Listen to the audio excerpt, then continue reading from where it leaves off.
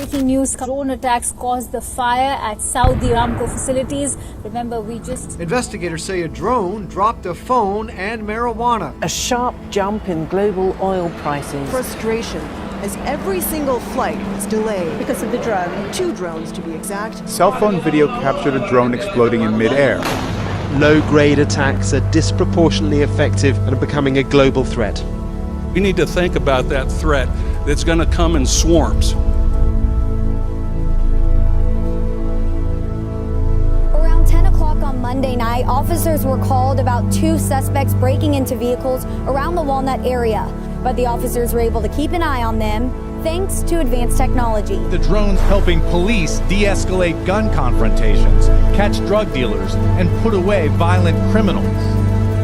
Police in Robbinsville Township, New Jersey, used a drone to find a child who was lost in the woods. In beachside Santa Monica, police officer can survey a city block for a reported suspicious person from a command center a mile away. Seconds are lives in our line of work.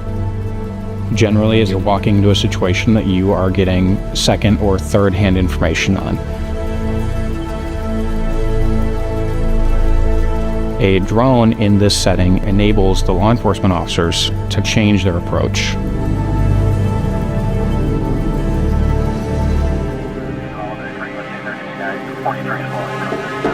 To actually see the situation they're walking into. 911, what is the address of the emergency? Apparently on Highway 5, I just heard a big crash. 123 Alpha, if you want to start that way. Copy, I'm on I-5 now.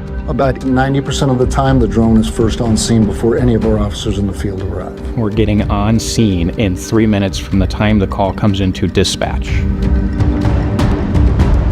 It provides situational awareness that cannot be replaced by simple eyes on the ground.